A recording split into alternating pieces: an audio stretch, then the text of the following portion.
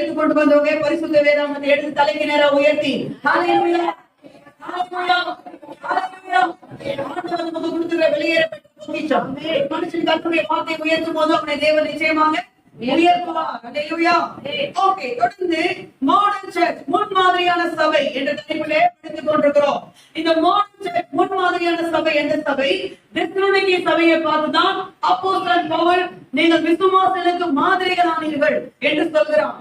ஆகவே இந்த தெசலோனிக்கே சபை முன்மாதிரியான சபையாக இருந்ததற்கு காரணம் என்ன? ரோமன் நம்பர் 1 இந்த சபை ஒழுக்கம் நிறைந்த சபை என்று சொல்லி ஒழுக்கம் என்ற தலைப்பிலே 9 வாரங்கள் படித்தோம். ரோமன் நம்பர் 2 இந்த சபை அன்பு நிறைந்த சபை என்று சொல்லி அன்பு என்ற தலைப்பிலே 19 வாரங்கள் தியானித்தோம். ரோமன் நம்பர் 3 இயேசு கிறிஸ்துவின் இரண்டாம் வருகைக்காக காத்திருந்த சபை. ஹalleluya. ஆகவே செகண்ட் கமிங் இயேசுவின் இரண்டாம் வருகை குறித்து பார்த்துக் கொண்டிருக்கிறோம். ஆமெனா? சத்தமா ஆமென் சொல்லுங்க. ஹalleluya. இரண்டாம் வருகை குறித்து பல காரியங்களை தியானித்தோம். கடைசியாக யார் ரகசிய வரிகள் எடுத்துக்கொள்ளப்படுவார்கள் என்று பல காரியங்களை தியானித்தோம். கடைசியாக சொன்னேன் பரலோகம் நரகம் எப்படி எந்த காரியங்களை குறித்து நம்ம தியானித்து இதை முடிக்க போகிறோம் என்று சொன்னேன். கடந்த மாதத்தில் நரகத்தை குறித்து நாம் தியானித்தோம். ஆமென். அதே நரகத்தை குறித்து தியானிக்கிறதுக்கு என்ன இருக்கு? ஒண்ணும் கிடையாது. ஆனா நம்ம அதற்கு விலகி நம்முடைய ஆத்மாவை விலக்கி கொள்ளணும். அதுக்காக நம்ம சரிங்களா? ஓகே, இன்றைக்கு தொடர்ந்து இந்த மாதத்துல நம்ம பரலோகத்தை குறித்து தியானித்துக் கொண்டிருக்கிறோம். கடந்த வாரம் பரலோகத்தை குறித்து நம்ம படிக்க ஆரம்பித்தோம். கடந்த வாரம் பரலோகத்தினுடைய தகவல்கள் என்று சில அந்த தலைப்பிலே சில காரியங்களை சொன்னேன். அடுத்து பரலோகத்திலே யார் இருப்பார்கள் என்று சில காரியங்களை பார்த்தோம். பரலோகத்திலே என்ன இருக்காது என்று பார்த்தோம். 3 தலைப்பை பார்த்தோமா கடந்த வாரத்திலே? இதெல்லாம் கேட்ட மாதிரி நாம ஹalleluya. தேவ செய்தி நேரம் மிகவும் முக்கியமான நேரம். கடைசி வரைக்கும் தேவனுடைய வார்த்தையை நம்ம கவனமாக என்ன செய்யணும்? கவனிக்க வேண்டும். ஹalleluya. ஆகவே முடிவு வரைக்கும் தேவனுடைய வார்த்தையை கவனமாய் கவனிங்கள். இன்றைக்கு அதுவே நம்ம கண்டினியூ பண்ணி பரலோகம் அந்த தலைப்பிலே நம்ம படிக்க போகிறோம். நான் கடந்த வாரமே சொன்னேன், இந்த பரலோகம் நம்ம எங்கு கொண்டு செல்கிறது, இந்த பரலோகம் நம்ம எங்கு கொண்டு செல்கிறது என்று நான் அடுத்த வாரம் சொல்லுவேன்னு சொன்னேன். எத்தனை பேருக்கு ஞாபகம் இருக்கு? இந்த பரலோகம் நம்ம எங்கு கொண்டு செல்கிறது அப்படின்னு நம்ம அடுத்த வாரம் பார்ப்போம்னு சொன்னேன். இன்னைக்கு நம்ம அதைத்தான் பார்க்க போறோம். பரலோகம் நம்ம எங்கு கொண்டு செல்கிறது ஒரே பதில் சொல்லிடலாம். ஆனா நான் வசனத்தை வச்சு பேசுறேன். எடுத்து வாசிங்க. வெளிப்படுத்தின விசேஷத்தின் புத்தகம் 5ஆம் அதிகாரம் எல்லாம் எடுத்துக்கொள்ளுங்கள். வெளிப்படுத்தின விசேஷம் புத்தகம் 5ஆம் அதிகாரம் எடுத்தவங்க மாத்திரம் கரங்களை உயர்த்தி ஒரு அலையா சொல்லுங்க. எடுத்துட்டீங்களா? வெரி குட், பரவாயில்ல. வெளிப்படுத்தின விசேஷம் புத்தகம் 5ஆம் அதிகாரம் 11ஆம் வசனம் 12ஆம் வசனம். பின்னும் நான் பார்த்த போது சிங்காசனத்தையும் ஜீவன்களையும் மூப்பர்களையும் சூழ்ந்திருந்த அநேக தூதருடைய சத்தத்தையும் கேட்டேன். அவர்களுடைய இலக்கம் 10,000 1000 இருந்தது. அவர்களும் மகா சத்தமிட்டு அடிக்கப்பட்ட ஆட்டுக்குட்டியானவர் வல்லமையும் ஐஸ்வர்யத்தையும் ஞானத்தையும் பலத்தையும் கனத்தையும் மகிமையும் ஸ்தோத்திரத்தையும் பெற்றுக்கொள்ள பாத்திரராய் இருக்கிறார் என்று சொன்னார்கள். ஹalleluya. இந்த வசனத்தின்படி இந்த பரலோகம் நம்ம எங்கு கொண்டு செல்கிறது அப்படின்னு சொல்லி பாத்தீங்கன்னா, அதாவது தேவ தூதர்களிடத்திலும் அங்கு இருக்கக்கூடிய பரிசுத்தவான்களிடத்திலும் இருக்கிற உறவுக்கு நேராய் கொண்டு செல்கிறது. எங்க கொண்டு செல்கிறது? தேவ தூதர்களோடவும் அங்கு இருக்கிற பரிசுத்தவான்களோட கூடவும் அவர்களுடைய உறவுக்கு நேராக, அதாவது நாங்க தேவ தூதர்களிடவும் பரிசுத்தவான்களோட கூடவும் இருக்கிற உறவுக்கு நேராக நம்ம கொண்டு செல்கிறது. அங்க போய் நம்ம என்ன பண்ண போறோம்னா, கவனிங்க, போன வாரமே சொன்னேன் பரலோகத்துல யார் இருப்பார்ன்ற தலைப்புல சொன்னேன். ஞாபகம் இருக்கீங்களா? அங்கே தேவன் இருப்பார்னு சொன்னா அப்புறம் கர்த்தராகிய இயேசு இருப்பாருன்னு பார்த்தோமா? ஓகே, ஹோலி ஸ்பிரிட் பரிசுத்த ஆவியானவர். இந்த பரிசுத்த எங்கேயுமே வியாபித்திருக்கார். அவர் எல்லா இடத்துலயும் என்ன பண்ணுவாரு? இருப்பார். இந்த திரியேக தேவனை தவிர்த்து இப்ப பிதா குமாரன் பரிசுத்த ஆவியானவர் இவங்க 3 பேராலதான் நம்ம அங்க போய் சேரணும். கரெக்டுங்களா? அவங்கள விட்டுருவோம். ஏன்னா அவங்க ஒரு நமக்கு எப்பவுமே இருக்குதா, அது இருக்கிறதுனாலதான் அங்க போய் நம்ம சேர்ந்துருக்கோம். ஓகேவா? இந்த திரியேக தேவனுடைய உறவை தவிர்த்து விலகுதான் நான் சொல்றது எல்லாம் விலகுதுன்றவங்க. ஆமே, ஹல்லேலூயா. திரியேக தேவனுடைய உறவை தவிர்த்து நம்ம இந்த பரலோகம் நம்ம எங்கு கொண்டு செல்கிறது? தேவ தூதர்களோடவும் அங்கு இருக்கக்கூடிய பரிசுத்தவான்களோடு கூடவும் உறவுக்கு நேராக நம்ம கொண்டு செல்கிறது. எத்தனை பேர் நான் சொல்றது புரிஞ்சவங்க? ஹல்லேலூயா. அங்க போய் என்ன பண்ண போறோம்? தேவ தூதர்களோடவும் பரிசுத்தவான்களோடு கூட. பரிசுத்தவான்கள் இருந்தாங்க. போன வாரம் பார்த்தல பழைய ஏற்பாட்டுக்கால பரிசுத்தவான்கள், புதிய ஏற்பாட்டுக்கால பரிசுத்தவான்கள். இதுவரைக்கும் நம்ம காலத்துல மனித தேவ பிள்ளைகள் எல்லாரும் நம்ம இருப்பாங்க சொல்லி பார்த்தோமா? கடந்த வாரத்துல அப்ப பரிசுத்தவான்களோடு கூடவும் நமக்கு உறவு அங்க இருக்க போகிறது. அல்லேலூயா. இப்ப எத்தனை பேர் நான் சொல்றது புரியுது? பக்கத்துல சொல்லுங்க, தேவதூதர்களோடவும் நமக்கு இருக்கிறது. இதை பத்தி தான் நம்ம இன்னைக்கு பார்க்க போறோம். பார்க்கலாமா? பார்க்கலாம்ன்றவங்க நேரம் நிமிந்து உட்காந்து அல்லேலூயா. ஸ்ட்ரெயிட்டா உட்காந்து கரங்களை உயர்த்தி அல்லேலூயா. ஆட்டோ மாதிரிலாம் வருது. ஆட்டோ மாதிரி ஆட்டோ அப்படி வந்து அந்த மாதிரி இருக்குது. ஆட்டோ மாதிரிலாம் உட்காந்து ஆட்டோ மாதிரி ஜோன் பண்றது, ஆட்டோ மாதிரி உட்காந்து ஸ்ட்ரெயிட்டா நேரா நிமிந்து உட்காந்து அல்லேலூயா. நிமிர்ந்து அதுதான் பைபிள் சொல்லுங்க. புரிகி போனா பைபிள் என்ன பண்ண நமக்கு சொல்ல, புரிகி போக மாட்டேன் அதே தலைப்பு. ஓகே, இந்த ரெண்டு காரியத்தை குறித்து நம்ம என்ன பண்ண போறோம், பார்க்க போறோம். ஓகே, நம்பர் 1, தேவ தூதர்களோடு நம்முடைய உறவு எப்படி இருக்கும் பார்க்கலாமா? தேவ தூதர்களோடு நம் உறவு எப்படி இருக்கும்? எத்தனை பேர் பார்க்கலாம் விரும்புறீங்க? இன்னைக்கு பாருங்க, தேவ தூதர்களோடு கூட இன்னைக்கு தேவ தூதர்கள் சொல்லி பார்த்தா ரொம்ப அப்படியே ஆச்சரியமா சில பேர், நான் தூதனை கண்டேன், நான் தூதனை கண்டேன். தூதனை பாக்குறதுல பெரிய விஷயமே கிடையாது. அல்லேலூயா. அல்லேலூயா சொல்லுங்களா? தூதனை பாக்குறதுல பெரிய விஷயமே கிடையாது. அல்லேலூயா. தூதனை பார்த்து சில பேர் தூதனை பார்த்து இயேசுவை பார்த்துருவாங்க. சில பேர் தூதனை பார்த்துட்டு பிதாவாகி தேவனே என்ன பண்ணிட்டேன், நான் பார்த்துட்டு ரீல்லாம் விடுறது, நான் பரலோகத்துக்கு போயிடுவேன், என்னமோ பிடிசி போயிட்டு மாதிரி. அல்லேலூயா. அப்படிலாம் என்ன பண்றாம நினைக்க வேண்டிய அவசியம் கிடையாது. தூதர்களோடு நமக்கு நல்ல ஒரு உறவை தேவன் கொடுத்திருக்கிறார். அப்ப தூதரை பாக்குறதுன்னா பெரிய விஷயமே கிடையவே கிடையாது. நான் எத்தனையோ முறை சொல்லிருக்கிறேன், நம்ம சர்ச்சை இப்படி இருக்கும்போது பாத்தீங்கன்னா ஒரு அப்போ 6 o'clock சர்வீஸ், 6 o'clock இருக்கும்போது பாத்தீங்கன்னா ஒரு அம்மா 5 முக்கால வந்து உட்காந்துருச்சு. அங்க உட்காந்து ரொம்ப வயசானவங்க. அப்படி அவங்க உட்காந்து இருக்கும்போது பாத்தீங்கன்னா இந்த இடத்துல இதான் அப்ப அப்போதைக்கு இதான் ஸ்டேஜ், 2 வீடு கிடையாது, இதுதான் ஸ்டேஜ். அந்த ஸ்டேஜ்ல 2 தேவ தூதர்கள் சட்டைகளை விரித்து கொண்டு இந்த இடத்துல அசைவாடி தேவனை ஆராய்ச்சி கொண்டிருக்கிறதை அவங்க கண்ணால பார்க்கணும். சபையில இன்னும் யாருமே வரல. அந்த அம்மா தான் உட்காந்து நம்ம சொன்னாங்க, நான் வந்து உட்காந்து இப்படி ஒரு காட்சியை பார்த்தோம்னு சொன்னாங்க. அப்ப தூதர்களை பார்க்கறதுலாம் பெரிய விஷயமே கிடையாது. நான் ஒரு முறை பாத்தீங்கன்னா 8 hours prayer, sorry 24 hours prayer, 2 மணி நேரம் ஜோம் பண்ணுறதுக்காக நீங்க உட்காந்துருக்கேன். நான் ஒரு 4 hours எடுத்து நான் ஜோம் பண்ணிட்டு முட்டி போட்டு ஜோம் பண்ணிட்டு இருந்தேன். அப்ப வந்து நம்ம 4 வீடு எல்லாம் ஆன்லைன் பண்ணி 4 வீடு ஆயிடுச்சு. அந்த இடத்துல ஒரு தேவதூதன் செட்டைகளை அடித்துக் கொண்டு தேவனை ஆராய்த்து துதி செய்து கொண்டிருக்கிறத நான் பார்த்தேன். இதெல்லாம் ஒரு பெரிய விஷயமே கிடையாது. என்ன தேவனுடைய சமூகத்துல தேவ தூதர்கள் என்ன பண்ணுவாங்க, அவங்க பிரசனத்துல தேவ பிரசனத்துல இருப்பாங்க. பெரிய ஒரு விஷயமே. இன்னைக்கு நான் இதை வந்து நான் இன்னைக்குதான் உங்ககிட்ட சொல்லியிருக்கேன். இத்தனை முறை நான் உங்கள்கிட்ட என்ன பண்ணதுல சொல்ல, பெரிய விஷயமே கிடையாது. பெரிய சாதனை மாதிரி நான் தேவ தூதரை பார்த்து பெரிய ஒரு சாதனை மாதிரிலாம் நான் பேசிட்டு இருக்க வேண்டிய அவசியமே கிடையாது. ஏன்னா தேவ தூதர்களோடு நமக்கு நல்ல ஒரு உறவை தேவன் கொடுத்திருக்கிறார். அல்லேலூயா. போஸ்ட் நம்பர் 1, தேவ தூதர்களோடு நம்ம உறவு எப்படி இருக்கும்? எடுத்து வாசிங்க. எபிரேயர் புத்தகம் 12ஆம் அதிகாரம் 22ஆம் வசனம் 23ஆம் வசனம். வைதிகி எபிரேயர் புத்தகம் 12ஆம் அதிகாரம் 22, 23 வாசிக்கலாமா?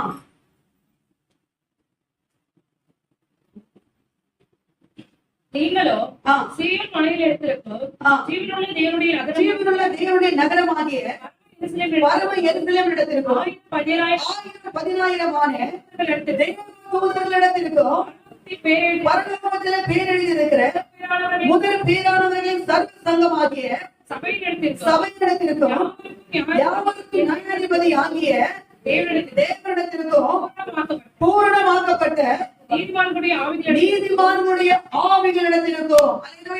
அப்ப கவனிக்க, போஸ்ட் நம்பர் 1, எபிரேயர் புத்தகம் 12ஆம் அதிகாரம் 22, 23ஆம் வசனத்தின்படி தேவ தூதர்களோடு கூட நமக்கு இருக்கிற முதல் உறவு என்னவென்றால், நம்ம தூதர்களோடு நாம் பேசுகிற தொடர்பு நமக்கு இருக்கும். ஆமென் என்று சொல்வீர்களாக.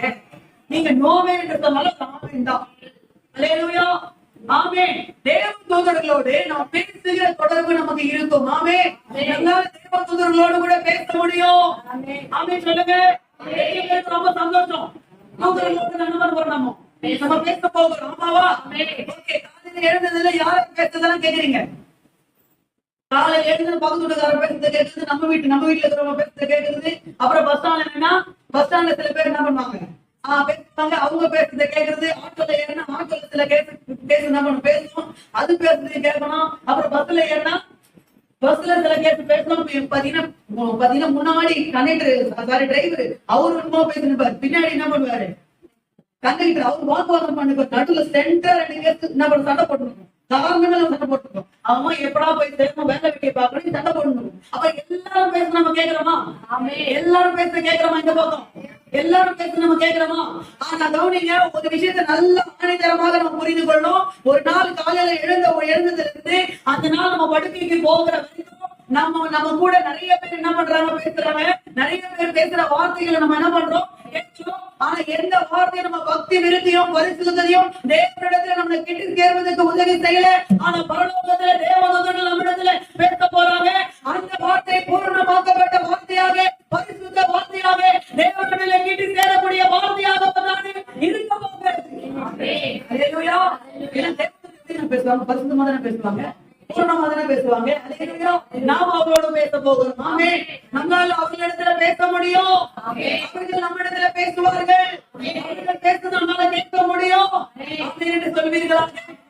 ஆமென். இந்த உருப்படாத வார்த்தை, ஒண்ணுக்கும் புரோஜனம் இல்லாத வார்த்தை, அவிசுவாசமான வார்த்தை. சில பேர் எப்ப பார்த்தாலும் அரசியல் திட்டினே இருக்கும். சில பேர் எப்ப பார்த்தாலும் கட்சி என்ன பண்ணுவாங்க, திட்டினே இருப்பாங்க. சில பேர் எப்ப பார்த்தாலும் ஆளுகை செய்யறவங்க என்ன பண்ணுவாங்க, திட்டிக் கொண்டே இருப்பாங்க. யாரும் சரியில்லைங்க, அவங்க சரியில்லைங்க, அப்படிலாம் சொல்ல. நீங்க சரி, நம்ம சரியா இருக்கோம். அல்லேலூயா. யாருமே சரியில்லைங்க, அவங்களும் சரியில்லை, இவங்களும் சரியில்லை. நான் சொல்லிட்டு நம்ம சரியா இருக்கணும். இவங்க சரியில்லை, இவங்க சரியில்லை, இது சரியில்லை, இது சரியில்லை, அது சரியில்லை. இப்படியே குறை பேச்ச கேட்டு கேட்டு கேட்டு கேட்டு நமக்கு என்ன ஆயிடுச்சு, சலிச்சு போச்சு. என்னதான் சபையில உட்கார்ந்து விசுவாசமா நம்ம வார்த்தைகளை கேட்டு விசுவாசோட போனாலும் வெளியே போய் என்ன பண்றாங்க, அவிசுவாசமான வார்த்தை சில பேர் என்ன பண்றோம், பேசுறோம். அதெல்லாம் நம்ம என்ன பண்றது, கேட்கறது. அரசியலுக்கு பாத்தீங்கன்னா அரசியல திட்டி, சிஎம் திட்டி, எம்எல்ஏவை திட்டி, யாரையும் திட்டக்கூடாது, பிரதமரை திட்டி, அதே யாரையும் நம்ம என்ன பண்ணக்கூடாது, திட்டக்கூடாது, யாரையும் குறை சொல்லக்கூடாது. அல்லேலூயா. இப்படிப்பட்ட வார்த்தைகளை நம்ம பேசுறதுனாலயோ கேட்கறதுனாலயோ நம்முடைய விசுவாசம் குறைந்து போகும். அல்லேலூயா. ஆனா பிரைஸ் தி லார்ட், பரலோகத்திலே தேவதூதர்கள் பேசுகிறது நம்ம கேட்க போகிறோம். அவர்களோடு கூட நம்ம பேச போகிறோம். தேவனாண்டில நம்ம கிட்ட சேர போகிறோம். எத்தனை பேருக்கு சந்தோஷம்? ஆமென் சொல்லுமா?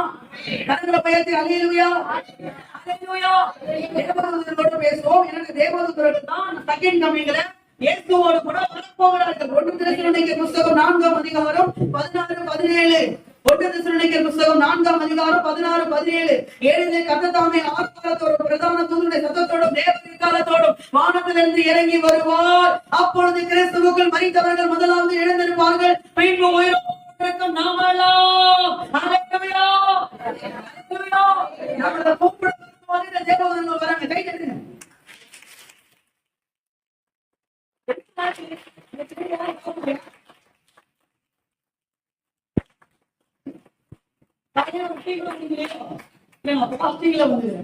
ரொம்ப நல்லதுதான். அல்லேலூயா. ஆமென். அப்ப தேவதூதர்களோட கூட நம்ம என்ன பண்ண போறோம், பேச தொடர்பு நமக்கு என்ன செய்யும், இருக்கும். ஆமென் சொல்லுவோம். தேவதூதர்களுக்கு மேனி இல்லை, நமக்கு மேனி இருக்கிறது. தேவதூதர்களுக்கு என்ன இல்லை, சரீரம் இல்லை. நமக்கு என்ன இருக்கிறது, இப்ப நீங்க யோசிக்கலாம், எப்படி பேசுவோம்.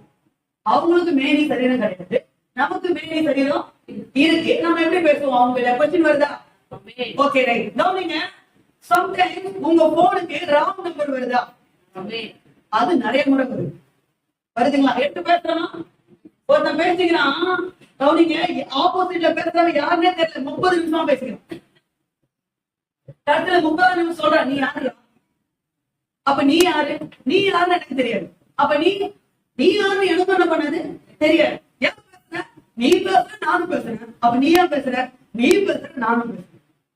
ஒரு நாளைக்கு நம்ம போன்ல கவனிங்க, எப்படி ஆகலும் 1-2 காலாவது என்ன பண்ணுது, லாஸ்ட்ல ஒரு நம்பரை மாத்தி போட்டா போதும், இன்னொரு நம்பருக்கு என்ன பண்ணுங்க, 4 நம்பர் போயிடும். ஆனாலும் பேசுறோமா, யாருன்னு தெரியாது, பேசுறோமா. மாஸ்டர் நம்பருக்கு ஒரு கால் வந்துச்சு, பாஸ்டர் நம்பருக்கு ஒரு கால் வந்து எடுத்து பேசினா, இந்த நெய்யெல்லாம் கொண்டு இறக்கிட்டுமா போகலன்றாங்க. நிச்சயமா கொண்டு இறக்குங்க. அல்லேலூயா. அப்ப அவன் என்னது, ஏதோ கோயில கொண்டு போய் நெய்யெல்லாம் அபிஷேகம் பண்றதுக்கு என்ன சொல்றான், இறக்குறதுக்காக பேசுறாங்க. ஆனா எங்க கோயில வந்து இறக்குங்க, எங்க சபையில ஒரு கிலோ புத்தம் சொல்லுங்க பிரியா, என்ன சொல்றது. அல்லேலூயா. அப்புறம் சொன்னா பில்லு பேப்பர், நான் பில்லு நான் பே பண்ண மாட்டேன். அல்லேலூயா. ஆமென். ஏன் வேற நம்பர், நம்பரை முதல்ல பாரு, பார்த்துட்டு பேசு, போனது. அல்லேலூயா. ஆமென். அப்ப கவனிங்க, ராங் நம்பரு, நமக்கு தெரியாத நபரு, நமக்கு முன்பு அறிமுகமாகாதவங்க, அவங்க நம்ம நேரம் ஒரு நாளும் பார்த்தது இல்லை, ஆனாலும் அவங்க பேசுறத கேட்க முடியுது. ஆமாவா?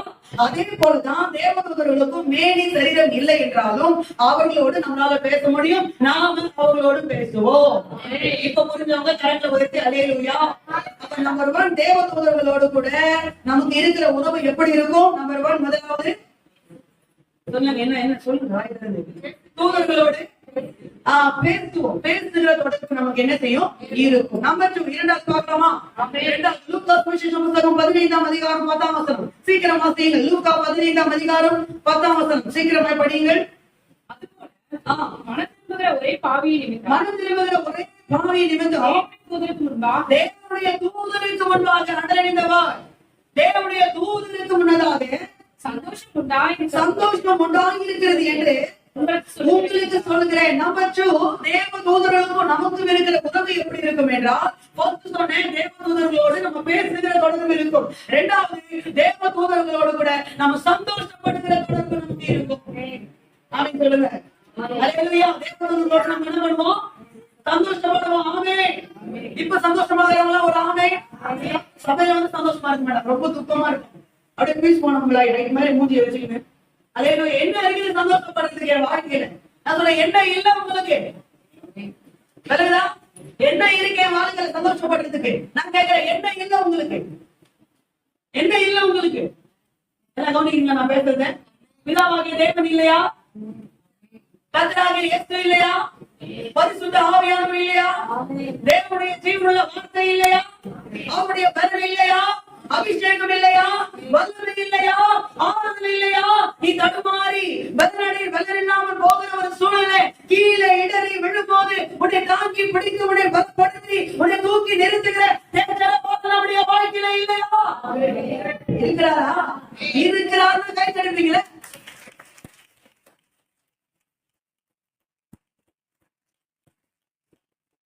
பிதா இருக்கிறார், கர்த்தராகிய இயேசு இருக்கிறார், பரிசுத்த ஆவியானவர் இருக்கிறார், ஜீவனுள்ள தேவனுடைய வார்த்தை இருக்கிறது, பலன் இருக்கிறது, அபிஷேகம் இருக்கிறது, வல்லமை இருக்கிறது, ஆறுதல் இருக்கிறது. நான் திசை மாறி தெரிந்தாலும் என்னை பலப்படுத்தி தூக்கி நிறுத்தி சரியான பாதையில் கொண்டு வந்து நிறுத்த என் தெய்வமாகிய தேசரவாளன் என்னோடு கூட அவர் இருக்கிறார். நான் நம்பிக்கை இருப்பேன். இப்ப சொல்லுங்க, சந்தோஷப்படணுமா? ஆமேனா? அப்ப சபையில வந்தா என்ன பண்ணணும்?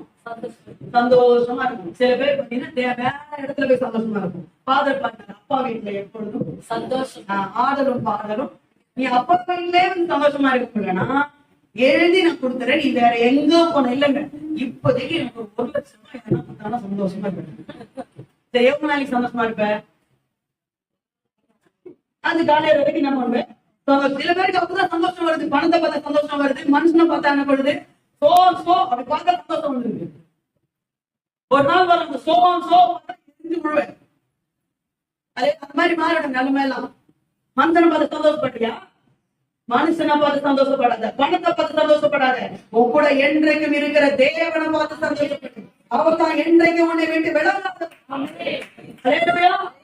ஆமா, தேவனுடைய வார்த்தை நம்ம கூட இருக்குது. என்ன சொல்றது? அப்ப டிங்குன்னு பேச டிங்கான ஒரு சந்தோஷம், டிங்குன்னு ஒரு சத்தம் வந்து சந்தோஷம், டிங்குன்னு ஒரு காலம் வந்து சந்தோஷம். சந்தோஷம் குப்பையில போட்டு ஆண்டவர் இருக்கிறார் உன் கூட, அதுக்காக சந்தோஷம். என்ன சொல்றது? வருகிறதா வரலையா?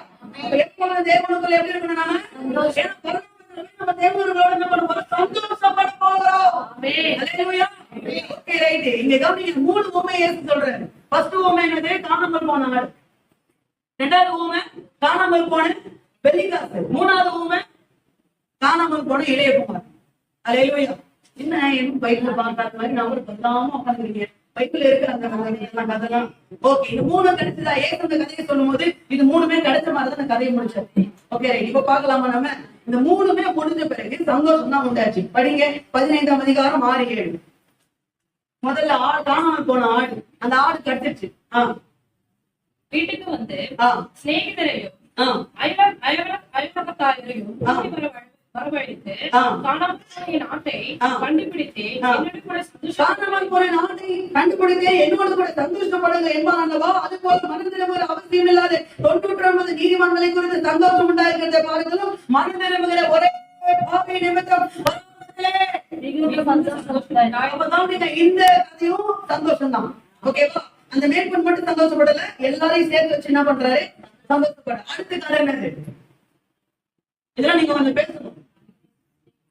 வரலாமா உட்காந்து கூடாது. ரெண்டாவது கதை என்னன்னு கேட்டேன். வெள்ளி காசு. இது ஃபர்ஸ்ட் டைம் வந்துடும் பதில். சரியா? ரெண்டாவது கதை வெள்ளி காசு. அந்த வெள்ளி காசு கிடைச்சதா? கிடைச்சது. 9ஆம் வசனம் படிங்க. கண்டுபிடித்த பின்பு ஆ. தன் சிநேகிதரையும் வாய்ப்பெட்டு காரிகளையும் ஆ. கூட வரவழைத்து ஆ. காணாமல் போன வெள்ளிக்காசை கண்டுபிடித்து ஆ. என்னோட கூட சந்தோஷப்படுங்கள் என்பான். அப்ப வெள்ளி காசும் கிடைச்சிச்சு. அவ மட்டும் சந்தோஷப்படல. கவனிங்க, யார் சந்தோஷப்பட்டா? யார் சந்தோஷப்பட்டா? எல்லாரையும் சேர்த்து வச்சு சந்தோஷப்பட்டா. அல்லேலூயா. அந்த அம்மாவுக்கு தான் வெள்ளி காசு கிடைச்சது. ஆனா அந்த அம்மா மட்டும் சந்தோஷப்படல, எல்லாருமே சேர்ந்து சந்தோஷப்பட்டாங்க. ஆமாவா? அல்லேலூயா. மூணாவது சம்பவம் என்னது? இளையகுமாரன். அந்த இளையகுமாரன் கிடைச்சானா? அவனுக்கு திரும்பி வந்தானா? வந்துட்டான். ஆனா அந்த கதை நடக்குது 23ஆம் வசனம் 32ஆம் வசனம். கொடுத்த கன்றை கொண்டு வந்து அடியுங்கள், ஆ. நான் சந்தோஷமாய் நான் முடிஞ்சு சந்தோஷமா இருப்போம். நம்ம சந்தோஷம் இருக்கா? அந்த தகப்பன் மட்டும் சந்தோஷப்படல, எல்லாரையும் சேர்த்து என்ன பண்றாரு? சந்தோஷமா இருக்க சொல்றாரு. கடைசி வசனம் 32. மகனாகிய இவனோ மரித்தான், ஆ. திரும்பவும் உயிர்த்தான், ஆ. காணாமல் போனான், ஆ. திரும்பவும் காணப்பட்டான். ஆனபடியினாலே சந்தோஷப்பட்டு நாம் சந்தோஷப்பட்டு மகிழ்ச்சியா இருக்க வேண்டுமே. அப்ப அவர் மட்டும் சந்தோஷப்படல, எல்லாரையும் சேர்ந்து சந்தோஷம். கவனிங்க, அப்படின்னா பரலோகத்துல தூதர்கள் மாத்திரம் சந்தோஷப்பட மாட்டாங்க, தூதர்களோடு கூட நாமும் சேர்ந்து சந்தோஷமா இருப்போம். இப்ப பொறுமையாக ஆமென் சொல்லுங்க. கரங்களை உயர்த்தி அல்லேலூயா, அல்லேலூயா. அப்ப பரலோகத்துல தேவதூதர்களோடு நமக்கு இருக்கிற இரண்டாவது விதமான உறவு என்னது? தூதர்களோடு கூட சந்தோஷப்படும். பக்கத்துல கை கொடுத்து சந்தோஷமா இருங்க, சந்தோஷமா இருங்க. அல்லேலூயா. சந்தோஷம் தேவன் உங்களுக்கு கொடுத்தது. உங்க சந்தோஷம் கர்த்தர் உங்களுக்கு கொடுத்தது. அல்லேலூயா. சில பேருக்கு வேற இடத்துல போய் சந்தோஷமா இருப்பாங்க. அல்லேலூயா.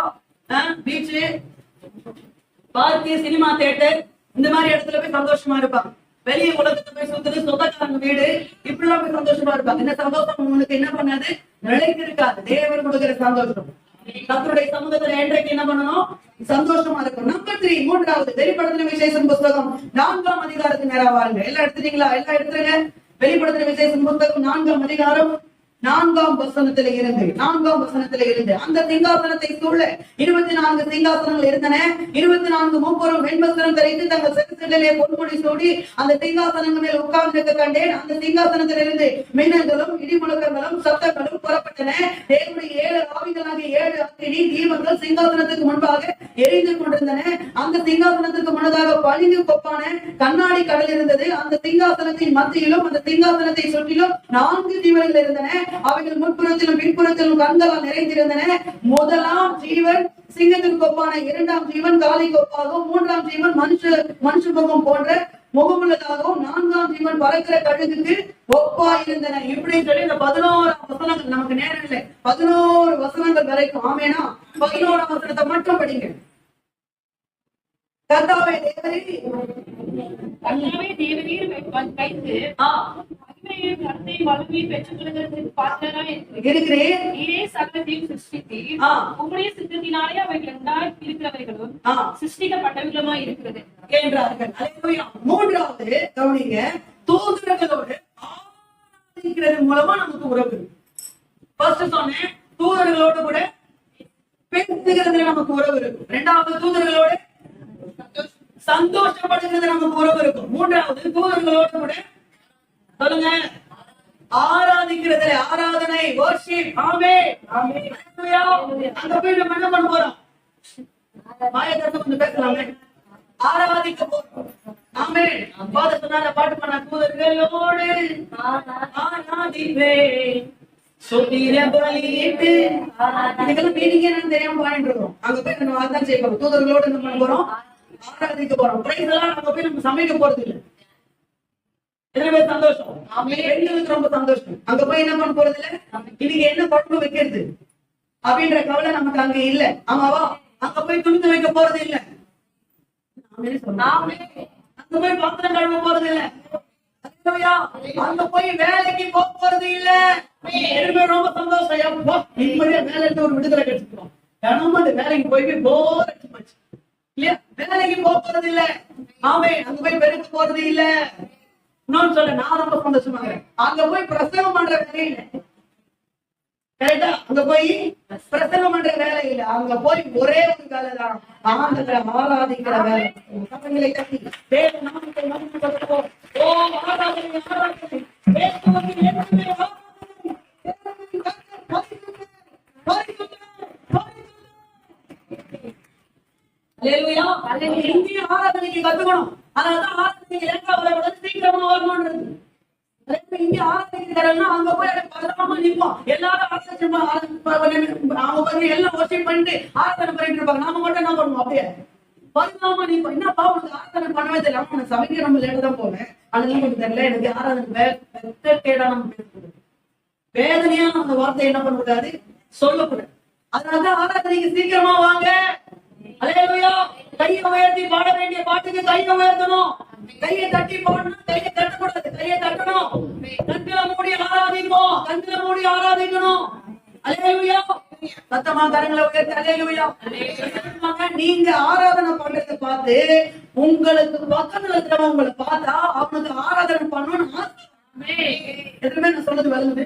நீங்க ஆராதனை பண்றதை பார்த்தா உங்க பக்கத்துல ஒருத்தவங்க அவங்களுக்கு உங்களை பார்க்கும்போது, ஐயோ அந்த சிஸ்டர் இந்த பிரதர் எவ்வளவு நல்லா வர்ஷிப் பண்றாரு, நாமளும் என்ன பண்ணணும், வர்ஷிப் பண்ணணும். அவன் ஆவி நீங்க தோண்டி நீங்க என்ன பண்ணணும், ஆராதிக்கணும். நம்ம தூங்குது, நம்ம ஆராதிக்க மாட்டேங்குது, கை தட்ட மாட்டேங்குது, கை அப்படியே கட்டுது, கை இப்படி இப்படி அப்படி இப்படி பண்ணுது.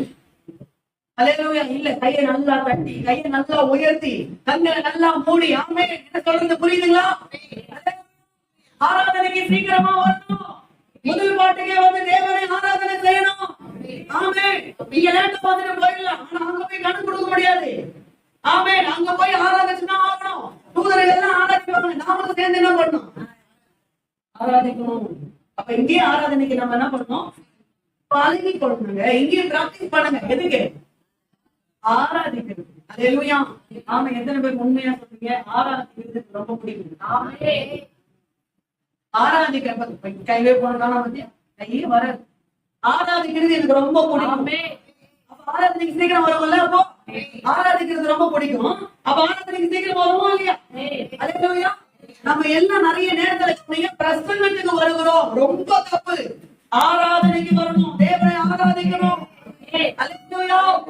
ஆமென். அப்போ பிரசங்கம் கேட்கும் போது ஆண்டவர்கிட்ட இருந்து வாங்குறோம். ஆராதனை பண்ணும்போது ஆண்டவருக்கு வாங்குறதை பார்க்கிறோம், அதான் வாக்கியம். எத்தனை பேர் நான் சொல்றது புரியுது?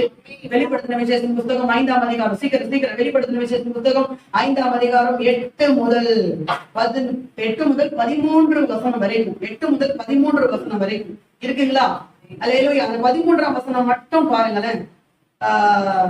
அப்பொழுது வானத்திலும் பூமியிலும் பூமியின் கீழ் இருக்கிற சிருஷ்டிகள் யாவும், சமுத்திரத்தில் உள்ளவைகளும் அவற்றுள் அடங்கிய வஸ்துக்கள் யாவும், சிங்காசனத்தின் மேல் வீட்டிற்கும் ஆட்டுக்குட்டியானவருக்கும் சோத்திரமும் கனமும் மகிமையும் வல்லமையும் சதா காலங்களிலும் உண்டாவதாக சொல்ல கேட்டேன். இருக்கா?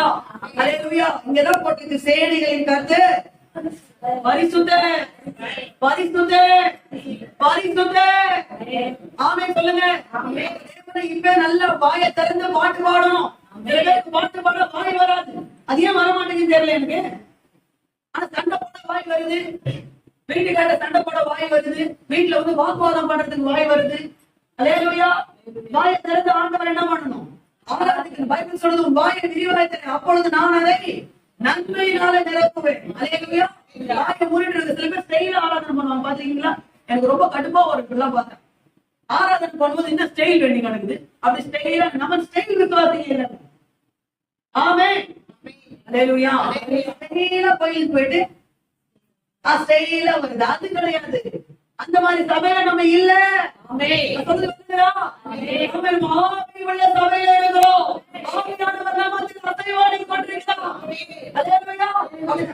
ஆராதனைக்கு போயிட்டு ஸ்டைலா ட்ரெஸ் கூட கலையாம வேர்த்து ஊத்தாம அப்படியே அப்படியே போயிட்டு அப்படியே வருது. நம்ம ஷூட்டிங்ல போயிட்டு வரோம். அல்லேலூயா. எங்க போயிட்டு ஆராதனைக்கு போயிட்டு வரோம். ஆண்டவர் என்ன பண்ணணும், ஆராதனை. கை வலிக்கு ஆராதனை, தொண்டை வலிக்கு என்ன பண்ணணும், ஆராதனை உன் கண்ணது கண்ணீர் வரணும். என்ன சொல்றது? அதே அன்பை பத்தி பாடும்போது உன் கண்ணீர் வரணும். ஆமென் சொல்லுங்களேன். அல்லேலூயா சொல்லுவோம். ஆமா, ஆராதனை பண்ணும்போது கண்ணு தந்து வேடிக்கை பாக்குறது, வெளியே யார் வரா, வெளியே யார் உட்காந்துக்கிறா, யார் வந்து உட்காரா, அதெல்லாம் பார்க்க கூடாது. யார் வந்தா நமக்கு என்ன? நமக்கு ஏசுநாதர் வந்துட்டார் போதும். என்ன சொல்றது? யார் வரா, யார் உட்காரா, யார் இப்ப எழுந்து போறா, அதெல்லாம் தேவையில்லை. நம்ம தேவனை ஆராதிக்கணும். ஆமென் சொல்லுவோமா? அடுத்த வாரம் பாப்பேன் ஆராதனை நீங்க எப்படி வரீங்க, எப்படி ஆராதனை பண்றீங்க. நான் தான் அவசியம் பண்றேன். அல்லேலூயா. ஆமென். என்ன சொல்றோம்? மூன்றாவது தூதர்களோட நம்ம உறவு எப்படி இருக்கும்? ஃபர்ஸ்ட் சொன்னேன் பேசுகிற தொடர்பு. இரண்டாவது நோட்ஸ் எழுதுறீங்களா எல்லாரும்? நல்ல காரியங்கள்ல நோட்ஸ் எடுக்கிறது ரொம்ப முக்கியம்.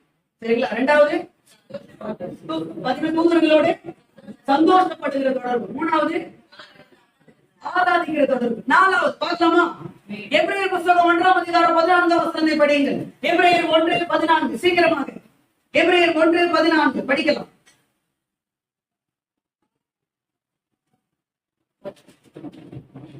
ரட்சிப்பை சுதந்திரிக்க போகிற நிமித்தம், ரட்சிப்பை சுதந்திரிக்க போகிறவர்கள் நிமித்தமாக ஊழியம் செய்யும்படிக்கு அவர்கள் எல்லாரும் அனுப்பப்படும் பணிவிடை ஆவிகளாய் இருக்கிறார்கள் அல்லவா? அல்லேலூயா. நம்பர் 4, தூதர்களோடு நமக்கு இருக்கிற உறவு எப்படி இருக்கும் என்றால், நமக்கு பணிவிடை செய்கிறதின் மூலமாக உறவு இருக்கும். நான் சொல்றது, நமக்கு பணிவிடை செய்கிறதின் மூலமாக உறவு இருக்கும். ஆமென். ஓகே, 91 சங்கீதம் 12ஆம் வசனம் என்ன சொல்லுது?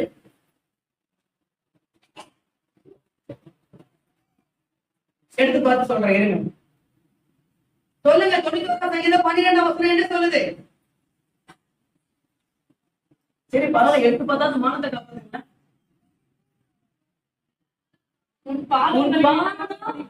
இது எத்தனை முறை சொல்லிருப்போம். என்ன தெரியுதா பத்தியா? உன் பாதம் கல்லில் இடராதபடிக்கு கைகளில் ஏந்தி கொள்வார். அப்படின்னா சொன்னீங்க, இந்த தூதர்கள் இந்த பூமியில மாத்திரம் நமக்கு பணிவிடை செய்யும்படியாக இல்ல, பரலோகத்திலும் அவர்கள் நமக்கு பணிவிடை செய்யலாம். எத்தனை பேர் சந்தோஷம்? கை தட்டுங்க.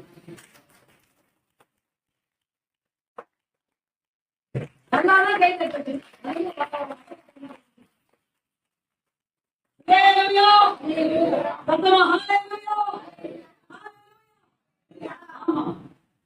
அவர்கள் நமக்கு பணிவிடை செய்கிறதின் மூலமாக. நீ நிறைய பேர் யோசிக்கிறாங்கன்னா தூதர்கள்லாம் பெரிய ஆளு, தூதர்கள்லாம் அப்படி இப்படி இல்ல. தூதர்களை கவனிங்க, தூதர்களை விட நம்மளுதான் ஆண்டவர் பெஸ்டா மேல வச்சிருக்காங்க. இது பேருக்கு இது சந்தோஷம். தூதர்களை நம்மளதான் ஆண்டவர் பெஸ்டா மேல என்ன பண்ணிக்கிறாரு? அவ்வளவு ஒண்ணும் பிரச்சனை இல்லை. நம்ம ஆண்டு உயர்த்தி வைத்து நமக்குதான் ஆளுகை செய்யக்கூடிய அத்தாரிட்டி இருக்கு. நமக்குதான் அந்த ஆளுகை செய்யக்கூடிய அதிகாரத்தை நமக்கு என்ன பண்ணிக்கிறாரு? கொடுத்துக்கிற. எத்தனை பேர் இங்க இருக்கிறீங்க? தூதர்கள் ஆளுகை செய்கிறவர்கள் அல்ல, நாம தான் ஆளுகை செய்கிறவர்கள். தம்முடைய சீடர்களுக்கு சொன்னார், நீங்கள் 12 பேர் தான் 12 கோத்திரங்களை ஆளுகை செய்வீர்கள். அப்ப அந்த ஆளுகை செய்கிற அத்தாரிட்டி யாருக்கு இருக்குது? தூதர்களிடத்துல இல்ல. யாருக்கு இருக்குது? நம்ம கிட்டதான் இருக்குது. அல்லேலூயா. அப்ப நமக்கு அவங்க என்ன பண்ணுவாங்க? பணிவிடை செய்வதன் மூலமா நமக்கு உறவு என்ன பண்ணும்? இருக்கும். சில வசனங்களை சொல்றேன், படிங்க. எபிரேயர் புத்தகம் 2ஆம் அதிகாரம், நீங்க அங்கதான் இருக்கிறீங்க. 6ஆம் வசனம் 7ஆம் வசனம் படிங்க. அதுலயே ஒரு இடத்திலே ஒருவர் சாட்சியாக மனுஷனை நீ நினைக்கிறதற்கும் மனுஷனை குமாரனை நீ விசாரிக்கிறதற்கும் அவன் ஏமாத்திரம் அவனை தேவதூதரிலும் சற்று சிறியவனாக்கினே, மகிமையினாலும் கனத்தினாலும் அவனுக்கு முடிசூட்டி அவனை அதிகாரியாக வைத்து சகலத்தையும் அவருடைய பாதங்களுக்கு கீழ்ப்படுத்தினீர் என்று சொன்னான். அல்லேலூயா. அப்ப கவனிங்க, ஆண்டவர் சகலத்தையும் நம்முடைய பாதங்களுக்கு கீழ்ப்படுத்தி இருக்கிறார். விசுவாசிகளோட ஆமென் சொல்லுங்க. ஆண்டவர் கொடுத்துக்கிறார், அதிகாரத்தை கொடுத்துக்கிறாரு. அல்லேலூயா. அப்ப ஆளுகை செய்ய போறவங்க நாம தான். இந்த தூதர்கள் நமக்கு பணிவிடை செய்வாங்க. புரிஞ்சவங்க? ஆமென். அல்லேலூயா. இன்னும் கூட வசனத்தை வாசிக்கலாம். எபேசியர் புத்தகம் 1ஆம் அதிகாரம், எபேசியர் புத்தகம் 1ஆம் அதிகாரம் 20ஆம் வசனம் 21ஆம் வசனம் படிங்க சீக்கிரமாக. எபிரேயர் எபேசியர் 1:20-21. எல்லா துரைத்தனத்துக்கும் அதிகாரத்துக்கும் வல்லமைக்கும் ஆ, கர்த்தத்துவத்துக்கும் ஆ. எண்மையில்லாத இம்மையில் மாத்திரம் அல்ல, மறுமையிலும் பேர் பெற்றிருக்கும் எல்லா நாமத்துக்கும் மேலாய் அவர் உயர்ந்திருக்கத்தக்கதாக அவரை உன்னதங்களில் தம்முடைய வலதுபாரத்தில் உட்காரும்படி செய்து எல்லாவற்றையும் அவருடைய பாதங்களுக்கு கீழ்ப்படுத்தி. அல்லேலூயா. இது யாரை குறித்து போட்டிருக்குன்னா இயேசுவை குறித்து போட்டிருக்கு. ஆமெனா. இப்ப பிதாவாகிய தேவன் எல்லாத்தையும் எல்லா நாமத்தை விட அவர் நாமத்தை உயர்த்தி எல்லாத்தையும் அவருடைய பாதத்துக்கு கீழ்ப்படுத்தி உன்னதங்களில் உட்கார யாரு? இயேசு கிறிஸ்துவை. அல்லேலூயா. ஆனா இயேசு கிறிஸ்து சொல்ற வார்த்தை என்னது? வாசிங்க. வெளிப்படுத்தின விசேஷம் புஸ்தகம் 3ஆம் அதிகாரம் 21ஆம் வசனம். வெளிப்படுத்தின விசேஷம் புஸ்தகம் 3ஆம் அதிகாரம் 21ஆம் வசனம் படிங்க. நான் ஜெயக்கொண்டு என் பிதா நான் ஜெயக்கொண்டு என் பிதாவுடைய சிங்காசனத்திலே அவரோடு கூட உட்கார்ந்தது போல. எத்தனை பேர் இந்த வசனத்தை எடுத்துட்டீங்க? எடுத்துட்டவங்க வசனத்தை பாக்குறவங்க ஒரு ஆமென். அல்லேலூயா. திரும்ப படிங்க வசனத்தை. நான் ஜெயக்கொண்டு என் பிதா நான் ஜெயம் கொண்டு என் பிதாவுடைய சிங்காசனத்தில் அவரோடு கூட உட்கார்ந்தது போல. இது யார் சொல்றது? Very good. ஏசு சொல்ற வார்த்தை உட்கார்ந்தது போல. சொல்லுகிறவனே, ஜெயம் கொள்ளுகிறவன் எவனோ அவனும் என்னுடைய சிங்காசனத்துல என்னோடு கூட உட்காரும்படி அருள் செய்வேன். கரங்களை தட்டி தேவ நாமத்தை எல்லா மக்களுடைய பாவத்துக்கு கீழ்ப்படிகிறது போல இயேசுவும் அவரோடு கூட ஜெயம் கொள்ளுகிறவர்களுக்கு அவருடைய வலது பாதத்தில் உட்காரக்கூடிய அந்த பாக்கியத்தை தேவன் கொடுத்திருக்கிறார். பாருங்க, செய்யப்படுறது யாரு? தூதர்கள் தான். நாம தான் ஆளுங்க. வாயில பேசுங்க. யார் ஆளுங்க செய்ய போறாங்க? யார் ஆளுங்க செய்ய போறாங்க? நாம தான் ஆளுங்க செய்ய போறோம். ஆமீன் சொன்னா நாம தான் ஆளுங்க செய்ய போறோம். அப்ப இந்த தூதர்கள் என்ன செய்ய போறாங்கன்னா நமக்கு பணிவிடை செய்ய போறாங்க. அல்லேலூயா. அவங்க எங்கேயும் பணிவிடை தான் செய்வாங்க. அங்கேயும் பணிவிடை மூலமாக அவங்களுக்கும் நமக்கு என்ன இருக்கும்? ரிலேஷன்ஷிப் உறவு என்ன பண்ணும்? இருக்கும். புரிஞ்சவங்க. அல்லேலூயா. புத்தகம் 6ஆம் அதிகாரத்தை எடுத்துக்கொள்ளுங்க. 1 கொரிந்தியர் புத்தகம் 6ஆம் அதிகாரம் 6ஆம் வசனத்தை 1ஆம் வசனத்திலிருந்து 3ஆம் வசனம் வரைக்கும் 1 கொரிந்தியர் 6ஆம் அதிகாரம் எடுத்துறாங்க. ஆமென். 1ல இருந்து வாசிக்கணும். உங்களில் ஒருவனுக்கு வேறொருவனுடனே வழக்கு உண்டானா, உங்களில் ஒருவனுக்கு வேற ஒருவனுடைய வழக்கு உண்டானால் வழக்காடும்படிக்கு அவன் பரிசுத்தவான்களிடத்தில் அவன் பரிசுத்தவான்களிடத்தில் போகாமல் அநீதிக்காரனிடத்தில் போக முடிகிறது. அப்ப என்ன சொல்றார் பவுல் கொரிந்து சபைக்கு? உனக்கு எதனா பிரச்சனைனா போலீஸ் கோர்ட் என்ன பண்ணாத, போகாத. கவனிக்கணும் சபையா. கரங்களை வைத்து அல்லேலூயா. தேவனுடைய பிள்ளைகளுக்கு எதனா பிரச்சனைனா போலீஸ் கோர்ட் போக கூடாது. என்ன நாமில் வரமாட்டேங்க? அல்லேலூயா. போலீஸ் கோர்ட் என்ன பண்ணக்கூடாது? போக கூடாது. எங்க போகணும்னா சபைக்கு பரிசுத்தவான்களிடத்துல போகாமல் நீங்க ஏன் அநீதிக்காரனிடத்துல போறீங்க? அப்ப உங்களுக்கு எதனா பிரச்சனைனா நீங்க யாரிடத்துல வந்து ஆலோசனை கேட்கணும்னா சபையிடத்துல, பரிசுத்தவான்களிடத்துல, ஊழியர்களிடத்துல, மூப்பர்களிடத்துல அல்லேலூயா வந்து உங்க வழக்குகளை என்ன பண்ணணும்? தீர்த்து போடணும். நான் எடுத்தோடனே போலீஸ் ஸ்டேஷனுக்கு போறேன், கோர்ட்டுக்கு போறேன் என்ன பண்ணக்கூடாது? சொல்லக்கூடாது. இது வந்து பைபிள்ல அதுக்கு நமக்கு சட்டம் கிடையாது. பைபிள் நமக்கு அதுக்கு நமக்கு பெர்மிஷன் கொடுக்கல. அதனாலதான் என்கிட்ட சில பேர் வந்து இந்த பிரச்சனை இப்படி இருக்கு, போலீஸுக்கு போலாமா, கேஸ் கொடுக்கலாமா அப்படின்னு யாராவது என்கிட்ட கேட்டா நான் வேணாம்னு சொல்லுவேன். வேணாம், இதுக்காக நம்ம ஜெபம் பண்ணலாம், கர்த்தர் கிரியை செய்வோம். என்ன சொல்றது? அல்லேலூயா. ஏன்னா ஏன் வேணாம்னு சொல்றாங்க? மோஸ்ட்லி தொடர்ந்து பரிசுத்தவான்கள் உலகத்தை பரிசுத்தவான்கள் உலகத்தை போறாங்க. அல்லேலூயா. கை தட்டி தேவ நாமத்தை கண்டவர்கள் நானும் உலகத்தையும் நாங்கள் போறோம் அப்படின்னு எதுவுமே சந்தோஷமா இருக்குது. அப்ப உலகத்தையும் நாங்கள் இருக்கிற அந்த ஞானத்தை கத்து நமக்கு நம்ம இருக்கிறாரு கொடுத்துருக்காரு. அப்ப அவங்க கிட்ட போனா நமக்கு நியாயம் கிடைக்குமா? உங்களுக்கு தெரியுமா? போலீஸ்ல போய் ஃபர்ஸ்ட் யார் கேஸ் கொடுக்குறாங்களோ அவங்க அதை மட்டும் பேசுவாங்க. ரெண்டு பாத்தீங்கன்னா ஃபர்ஸ்ட் யார் கேஸ் கொடுக்குறானோ ஃபர்ஸ்ட் கேஸ் கொடுக்குறவங்க தப்பே பண்ணியிருந்தாலும் இவங்க என்ன பண்ணுவாங்க? இவங்க சாதமாக இப்படிதான் ஒரு ரூல்ஸ் இருக்குது. கரெக்ட், இப்படிதான் பண்றாங்க. ஏன்னா அவங்க கிட்ட என்ன இருக்காது? நீதி நியாயம் இருக்காது. ஆனா நம்ம கிட்ட பைபிள் வசனம் நீதி நியாயமா போகணும். அங்க என்ன பண்ணக்கூடாது? போகக்கூடாது. ஏனென்றால் பரிசுத்தவான்கள் உலகத்தையும் என்ன பண்ணுவாங்களா? நியாயம் இருக்கிறவர்கள் நீங்கள் அறியீர்களா? உலகம் உங்களால் நியாயப்படுவதா இருக்க உலகம் உங்களால் நியாயப்படுகிறதா இருக்க அற்ப வழக்குகளை தீர்க்க நீங்கள் உலகத்தையும் நீங்க நியாயத்திற்கக்கூடிய ஞானத்தை நீதி நான் உங்களுக்கு கொடுத்துக்கிறேன். நீங்க அற்ப வழக்குக்கு அங்க போய் நிக்கல அப்படின்னு சொல்லிட்டு பவுல் சொல்றாரு. அடுத்து தூதர்களே நியாயந்தீர்ப்போம் என்று அறிவீர்களா? கரங்களை தட்டி தேவ நாமத்தை மகிமைப்படுத்துகிறோம். கர்த்தர் தேவர்களுக்கு நியாயந்தீர்க்கக்கூடிய அந்த அத்தாரிட்டி, அதிகாரத்தை, ஆளுமையை கர்த்தர் நமக்கு கொடுத்திருக்கிறார். அதுதான் பேசுது. அல்லேலூயா. அப்ப தேவதூதர்கள் வந்து என்னன்னா, அவங்களுக்கு ஆளுகை கிடையாது, நமக்கு தான் ஆளுகை. அவங்களுக்கு அதிகாரம் கிடையாது, நமக்கு தான் ஆண்டவர் அதிகம். அவங்கள ஆண்டவர் எதுக்கு வச்சுக்கிறாருன்னா, நமக்கு பணிவிடை செய்யும்படியாக வைத்துக்கிறார். இதுவரைக்கும் புரிஞ்சவங்க அல்லேலூயா. புரிஞ்சவங்க தரங்களை போயிட்டு அல்லேலூயா. அசைத்து அல்லேலூயா. தேவ தூதர்களோடு நமக்கு இருக்கிற உறவு எப்படி இருக்கும்? பரலோகத்தில் 4 விஷயம் சொல்லுங்க. பாருங்க, எல்லாரும் சொல்லுங்க. தூதர்களோடு நம்பர் 1, தூதர்களோடு பேசுகிற தொடர்பு நமக்கு இருக்கும். நம்பர் 2, தூதர்களோடு சந்தோஷப்படுகிற தொடர்பு நமக்கு இருக்கும். நம்பர் 3, தூதர்களோடு ஆராதிக்கிற தொடர்பு நமக்கு இருக்கும். நம்பர் 4, நமக்கு பணிவிடை செய்யறது மூலமா தொடர்பு இருக்கும். ஆமென் சொல்லுங்க. புரியுதா? 4 விஷயம் புரியுதா? இப்ப நீங்க ஃபர்ஸ்ட் பரிசுத்தம் நமக்கு எங்கு கொண்டு செல்கிறது? தூதர்களிடத்திலும் பரிசுத்தவான்களிடத்திலும் கொண்டு செல்கிறது. இப்ப தேவ தூதர்களோடு நமக்கு இருக்கிற உறவு பாத்துட்டோமா? இப்ப பரிசுத்தவான்களுக்கும் நமக்கு என்ன ஒரு உறவு இருக்கு போது பார்க்கலாமா? பரிசுத்தவான்களுக்கும் நமக்கு என்ன ஒரு உறவு இருக்கு போது பார்க்கலாமா? பரிசுத்தவான்கள் இருக்கிறாங்களா? போன வாரம் பார்த்துட்டு பழைய ஏற்பாட்டு கால, புதிய ஏற்பாட்டு கால, அப்புறம் இதுவரைக்கும் நமக்குள்ள நாம வாழ்ந்த காலத்துல கிறிஸ்துவுக்குள் மறித்த தேவ பிள்ளைகள் எல்லாரும் என்ன பண்றாங்க? எங்க கொஞ்சம் பேசுங்களாங்க. பரலோகத்துல இருக்காங்களா? ஆனா பரிசுத்தவான்கள், பரலோகத்துக்கு பரிசுத்தவான்கள், சரிங்களா? அந்த பரிசுத்தவான்களுக்கும் நமக்கும் என்ன ஒரு உறவு பார்க்கலாமா? ஓகே. இன்னொரு விஷயத்த மெயினா சொல்லிடுறேன். பரலோகத்துல பாவ உணர்வு இருக்குது. அது நல்லா நம்முடைய மைண்ட்ல ரெக்கார்ட் பண்ணி வச்சுக்கணும். பரலோகத்துல என்ன இருக்காது? பாவ உணர்வு என்ன இருக்காது. ஆமென். ஓகே. பரிசுத்தவான்களுக்கும் நமக்கும் இருக்கிற உறவு பார்க்கலாமா? இதுவும் 4 காரியத்தை சொல்லணும். பார்க்கலாமா?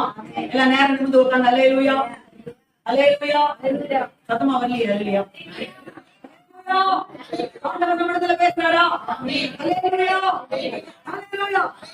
ஓகே. பரிசுத்தவான்களுக்கும் நமக்கும் இருக்கிற உறவு நம்பர் 1 வாசிங்க. 1 கொரிந்தியர் புத்தகம் 7ஆம் அதிகாரம் 29ஆம் வசனம்.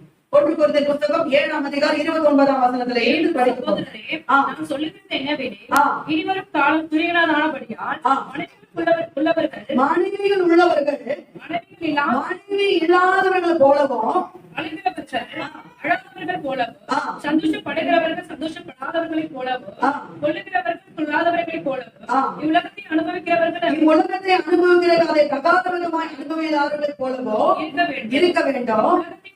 உலகத்தின் வேஷம் கடந்து போகிறது. அடுத்த 2 வருஷம் நம்ம பின்னாடி படிக்கலாம், சரிங்களா? ஓகே. பரிசுத்தவான்களுக்கும் நமக்கும் இருக்கிற உறவு, முதல் உறவு பரலோகத்துல என்னன்னா, 1 கொரிந்தியர் புத்தகம் 7ஆம் அதிகாரம் 29 முதல் 31 வசனம் வரைக்கும் இருக்கிற அந்த ரெஃபர் படி கவனிங்க. பரிசுத்தவான்களுக்கும் நமக்கும் இருக்கிற உறவு முதலாவது, பரலோகத்துல திருமண உறவு இருக்காது. அல்லேலூயா. பரலோகத்துல திருமண உறவு இருக்காது. உங்க மனைவி பரலோகத்துல இருப்பாங்க, உங்க கணவர் பரலோகத்துல இருப்பாரு. அல்லேலூயா. ஆனா நீ அங்க போய் திருமண உறவு உனக்கு இருக்காது. அல்லேலூயா சொல்லுங்க. நிறைய பேருக்கு இது ரொம்ப சந்தோஷமான காரியம், சில பேருக்கு ரொம்ப துக்கமான காரியம். பரவாயில்ல,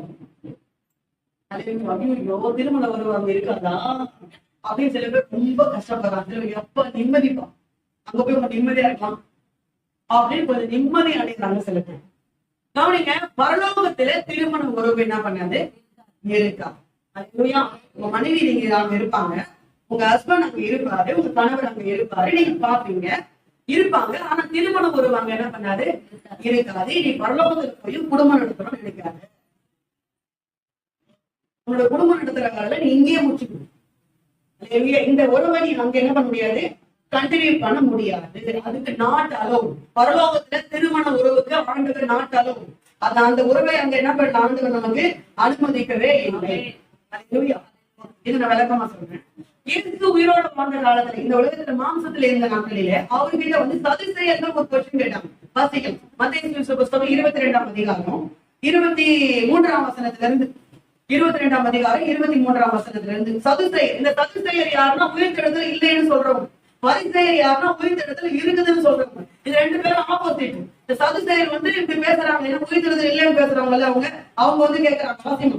உயிர்த்தெழுதல் இல்லை என்று சாதிக்கிற சதுசேயர் அன்றைக்கும் அவரிடத்தில் வந்து, போதகரே, ஒருவன் சந்தானம் இல்லாமல் இறந்து போனால் அவருடைய சகோதரன் அவன் மனைவி விவாகம் பண்ணி தன் சகோதரனுக்கு சந்தானம் உண்டாக்க வேண்டும் என்று மோசே சொன்னாரே. அப்பதான் இப்ப என்ன சொல்றாங்க இவங்க, ஒருத்தன் குழந்தை இல்லாம சந்தானம் இல்லாம அவனுக்கு குழந்தை பிறக்காம அவன் மறித்து போயிட்டா, அந்த ஸ்திரீ இருக்கிறாள், அந்த ஸ்திரீயை அவன் தம்பி என்ன பண்ணணும், அவனுடைய சகோதரன் மேரேஜ் பண்ணணும். அவனுடைய சகோதரன் திருமணம் பண்ணி அவளுக்கு சந்தானம் உண்டாக்கணும் அப்படின்றது மோசையோட நியாயப்பிரமாண சட்டம். இது எங்க போட்டிருக்குன்னா, பாத்தீங்கன்னா உபாகமத்தின் புஸ்தகம் 25ஆம் அதிகாரம் 5-6 வசனம். உபாகமத்தின் புஸ்தகம் 25ஆம் அதிகாரம் 5-6 வசனத்துல இத வந்து சொல்றாங்க. இத வந்து ஆண்டவர் என்ன பண்ணிருக்காரு, மோசையோட நியாயப்பிரமாண சட்டத்துல கொடுத்துக்கிறார். அதைத்தான் இவங்க மென்ஷன் பண்ணி சொல்றாங்க. இங்க இருக்க 5-6 வசனத்துல 25 உபாகம் 25:5-6 சகோதரர் ஒன்றாய் குடியிருக்கும் போது அவருடைய ஒரு புத்திர சந்தானம் இல்லாமல் மறித்தால் மறித்தனுடைய மனைவி புறத்தில் இருக்கிற அந்நியனுக்கு மனைவியாக கூடாது. அவருடைய புருஷனின் சகோதரர் அவனை தனக்கு மனைவியாக கொண்டு அவரிடத்தில் சேர்ந்து புருஷனுடைய சகோதரர் செய்ய வேண்டிய கடமையை செய்ய கடவன். மறித்த சகோதரனுடைய பேர் இஸ்ரவேலில் அற்று போகாதபடிக்கு அவன் பேர் அவள் பெறும்படி அவள் பெரும் தலைப்பிள்ளைக்கு தரிக்க வேண்டும். இப்ப இந்த நியாயப்பிரமாண சட்டத்தை அவங்க பேசுறாங்க. மோசையின் மூலமா கொடுத்த நியாயப்பிரமாண சட்டம், இந்த சட்டத்தை அவங்க பேசுறாங்க.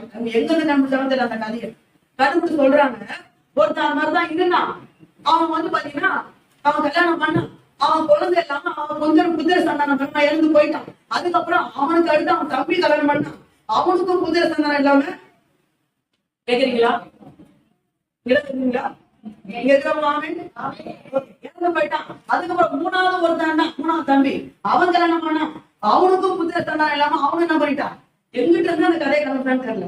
அவன் கல்யாணம் பண்ணி அவன் என்ன பண்ணா, குழந்தை இல்லாம செத்து போயிட்டான். இப்படியே அவன் சகோதர பிரதர்ஸ் 7 பேருக்கு கல்யாணம் பண்ணி 7 பேருக்கு என்ன இல்ல, குழந்தை இல்ல.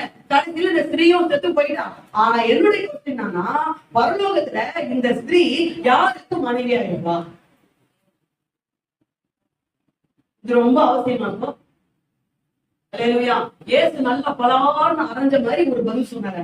அந்த பதில் தான் நம்ம படிக்க போறோம். 30ஆம் படிக்க. உயிர்த்தெழுதலில் கொள்வனையும் கொடுப்பவனையும் இல்லை, கொள்வனையும் கொடுப்பனையும் இல்லை, அவர்கள் பரலோகத்திலே போல். அப்ப புரிஞ்சுக்கணும், பரலோகத்துல பரிசுத்தவான்களோட நமக்கு என்ன இல்ல, திருமணம் உறவு இல்ல. நீ அங்க போய் குடும்ப நடந்ததை பத்தி என்ன பண்ணாத, யோசிக்காத. உங்க அந்த வேலை எல்லாம் இங்கே என்ன பண்ணிடணும், நிறுத்திடணும். வளர்ந்துறவங்க ஆமை சொல்லுங்க. அல்லேலூயா. கரங்களை உயர்த்தி அல்லேலூயா. ஏன் ஆண்டவர் பரலோகத்துல திருமண உறவை கொண்டு வரல? அதனால இப்ப இந்த பாயிண்ட்ல சொல்லியிருக்கு. ஏன் ஆண்டவர் கொண்டு வரல அப்படின்னா, கவனிங்க, ஒரு ஆணுக்கு ஒரு பெண்ணுடைய துணை தேவை, ஒரு பெண்ணுக்கு ஒரு ஆணுடைய துணை தேவை. அல்லேலூயா. ஒரு ஆணுக்கு மனைவி என்ற ஒரு பெண்ணுடைய துணை தேவை, ஒரு பெண்ணுக்கு புருஷன் கணவர் என்ற ஒரு ஆணுடைய துணை தேவை. அதனாலதான் ஆதியாகமத்தின் புஸ்தகம் 2ஆம் அதிகாரம் 18ஆம் வசனத்துல மனிதன் தனிமையா இருப்பது நல்லதல்ல என்று அவனுக்கு ஏக்க துணையை உண்டாக்குவேன்னு சொல்லி ஆண்டவர் ஏற்பாடு என்ன பண்ணாரு, கொடுத்தாரு. அல்லேலூயா. ஏன் துணை தேவைன்னா, இவங்க ஒருத்தருக்கு ஒருத்தர் உதவி இவங்களுக்கு தேவை. ஒரு ஆணுக்கு மனைவி என்ற ஒரு பெண்ணுடைய உதவி தேவை, ஒரு பெண்ணுக்கு கணவன் என்ற ஒரு ஆணுடைய உதவி தேவை. நான் சொல்றது விளங்குதா? ஒரு விஷயத்த நல்லா சொல்ற, மண்டையில ஏத்துக்குங்க. ஒரு மனுஷனோ ஒரு மனுஷியோ ஒரு பெண்ணோ ஒரு ஆணோ பெத்த தாயா இருந்தாலும் ஒரு குறிப்பிட்ட வயது வரைக்கும் தான் அவனுக்கு உதவி செய்ய முடியும். ஆனால் மனைவி செய்வால், கணவன் செய்வான். நான் சொல்றது எத்தனை பேருக்கு விளக்குது? மாத்திரம் கரங்களை உயர்த்தி ஆமேன்னு சொல்லுங்க. புரியுதுங்களா நான் சொல்றது? அப்போ இந்த உலகத்துல நான் வெறும் சரீர பிரகாரமான அந்த உறவை மட்டும் பேசலைங்க, ஒரு உதவி அதை சொல்றேன். அதனாலதான் உலகத்துல வாழும் போது ஒரு பெண் கண்டிப்பாக திருமணம் செய்து கொள்ள வேண்டும், ஒரு ஆண் கண்டிப்பாக திருமணம் செய்து கொள்ள வேண்டும். புரிஞ்சவங்க? அப்போ யாரோ எனக்கு எனக்கு கல்யாணம் தான் வேணாங்க, நான் அப்படியே இருப்பேன் அப்படின்னா வீடு பேசலாம் என்ன பண்ணக்கூடாது, பேசக்கூடாது. நீ உள்ளுக்குள்ள வெறுங்கிற அது தெரியுது இல்லையா? நீ வேகிறத பாதிக்கணும். விவாகம் பண்றது நலம் என்று பவுல் கொரிந்து சபைக்கு எழுதும் போது எழுதுகிறான். அல்லேலூயா. சாரி, ரோமர் புத்தகத்தை எழுதும்போது எழுதுகிறான். அல்லேலூயா. வேதத்தை பார்க்கிறோம். அதான் சொன்னேன், விவாதம் பண்ணுகிறது நலம். ஆகவே நீ பெட்டரா என்ன பண்ணிக்க, திருமணம் பண்ணிக்கோ. ஆமென். அல்லேலூயா. ஏன்னா ஒரு உதவி என்ன பண்ணுது, தேவை. ஆணுக்கு மனைவின்ற ஒரு பெண்ணுடைய உதவி தேவை, பெண்ணுக்கு சொல்லுங்க சொல்லுங்க சொல்லுங்க கணவன்ற ஒரு ஆணுடைய உதவி தேவை. நீ பெற்றா சந்தோஷமா வாழ்ந்து 1 பேதுரு 3ஆம் அதிகாரம் 7ஆம் வசனத்தின்படி ஆண்டவர் பாத்தீங்கன்னா பேதுரு சொல்றாரு, உங்களோட நித்திய ஜீவனை சரியானவள் சோதனைக்க போறதுனால நீ அவளோட விவேகத்தோடு வாழ்ந்து அவளுக்கு செய்ய வேண்டிய எல்லா கணக்கையும் செய்யும் சொல்றாரு. சந்தோஷமா வாழ்க்கை, ஒண்ணும் பிரச்சனை இல்லை. அல்லேலூயா. ஆனால் இந்த உறவு இந்த பூமியிலே ஆண்டவர் முடிச்சிருக்கு. ஏன்னா பரலோகத்துக்கு ஆண்டவரை கொண்டு வரல. ஏன் கொண்டு வரல அதையும் நான் சொல்லிடுறேன். ஏன் ஆண்டவரை கொண்டு வரனா, இப்ப இந்த பூமியில வாழ்ற வரைக்கும் ஒரு பெண்ணுக்கு ஆண் என்ற தன்னுடைய கணவனுடைய உதவி தேவை, ஒரு ஆணுக்கு பெண் என்ற தன்னுடைய மனைவியுடைய உதவி தேவை. ஏன்னா அந்த அளவுக்கு ஒரு பலவீனத்துல இருக்கிறான். அந்த பலவீனம் நாம் பரலோகம் போகும்போது பூரணமாக நம்மை விட்டு விலகி போகும். நாம் பலவீனம் இல்லாதவர்களாக பூரணப்படுத்தப்பட்டவர்களாக பரலோகத்தில் இருப்போம்.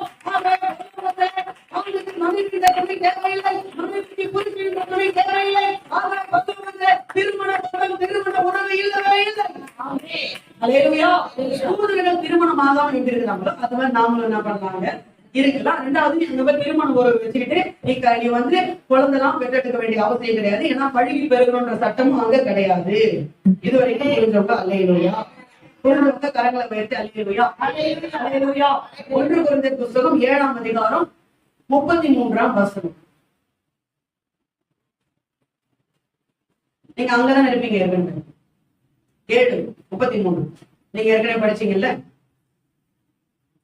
விவாதம் பண்ணினவன் தன் மனைவிக்கு எப்படி பிரியமாய் இருக்கலாம் என்று உலகத்திற்குரியவர்களுக்காக கவலைப்படுகிறான். விவாதம் பண்ண தன் மனைவிக்கு பிரியமா எப்படி இருக்குன்னு கவலைப்படுறான். அதுக்கப்புறம் பாத்தீங்கன்னா அவன் என்ன பண்றான், தன் புருஷனுக்கு எப்படி பிரியமா இருக்கலாம்னு சொல்லி என்ன பண்றான், கவலைப்படுறான். இந்த கவலை இங்கே போயிடும். ஆகவே நம்ம தேவனுக்கு பிரியமா இருக்குது எப்படின்னா கவலைப்படுறோம். புரிஞ்சவங்க சொல்லுவாங்க. அல்லேலூயா. பரிசுத்தவான்களுக்கு நமக்கு இருக்கிற உறவு நம்பர் 1 என்னது, டைம் இல்லை. துக்கம் ஆயிட்டீங்களா எல்லாரும்? சொல்லுங்க. அங்க போனாதான் இங்கெல்லாம் இருக்கு. சந்தோஷமா வாழுங்க, ஒண்ணும் பிரச்சனை இல்லை. சொல்லுங்க. திருமண உறவு இல்ல, பார்த்தையும் வர மாட்டேங்குது. இல்ல எனர்ஜி ஆஃப் ஆன மாதிரி உட்காந்துருக்கீங்க. தெரியவே தெரியாது அப்படின்றீங்களா? சொல்லுங்க. திருமண உறவு இருக்காதுப்பா, இருக்காது. அல்லேலூயா. நம்பர் 2 ரெண்டாவது டைம் இல்ல. லூக்கா புத்தகம் 16ஆம் அதிகாரம் 23ஆம் வசனம். லூக்கா 16:23 சீக்கிரம் படிக்க நேரம் இல்லை. லூக்கா 16:23. பாதாளத்திலே வேதனைப்படுகிற போது கண்ணில் ஏறெடுத்த தூரத்திலே ஆபிரகாமையும் மடியிலே லாசருவையும் கண்டான். கவனிங்க. ரெண்டாவது பரிசுத்தவான்களோட நமக்கு இருக்கிற உறவு. நம்பர் 2 நாம் உறவுகளை அடையாளம் கண்டு கொள்ளலாம். ஃபர்ஸ்ட் சொன்னேன், திருமண உறவு பரலோகத்துல இருக்காது. ஓகேவா? ரெண்டாவது நாம் உறவுகளை அடையாளம் கண்டு கொள்ளலாம். உங்க மனைவி அங்க வந்திருப்பாங்க, இவங்க என்னுடைய மனைவின்னு உங்களுக்கு தெரியும். உங்க கணவர் அங்க வந்திருப்பாரு, இவர் தான் என்னுடைய கணவர் என்று உங்களுக்கு தெரியும். உங்க அம்மா அங்க வந்திருப்பாங்க, உங்க அம்மா இவங்கதான் எங்க அம்மான்னு உங்களுக்கு தெரியும். உங்க அப்பா வந்திருப்பாரு, இவங்கதான் உங்க அப்பான்னு உங்களுக்கு தெரியும். உங்க பிள்ளைங்க வந்திருப்பாங்க, இவங்கதான் என் பிள்ளைங்கன்னு உங்களுக்கு தெரியும். அல்லேலூயா. இவர்தான் ஆபிரகாம் தெரியும், இவர்தான் மோசே தெரியும், இவர்தான் சேவான்னு தெரியும், இவர்தான் பவுலும் தெரியும், இவர்தான் எனக்கு பாஸ்டர்னு தெரியும். ஓகே, நமக்கு அடையாளம் தெரியும். ஆனா உறவு கிடையாது. அதை நான் ஃபர்ஸ்ட் தெரியும். உங்க மனைவியினுடைய அடையாளம் உங்களுக்கு தெரியும், உங்க புருஷனுடைய அடையாளம் உங்களுக்கு தெரியும். ஆனா உறவு கிடையாது. என்ன உறவு, என்ன உறவு இருக்குன்னு பின்னாடி சொல்றேன்.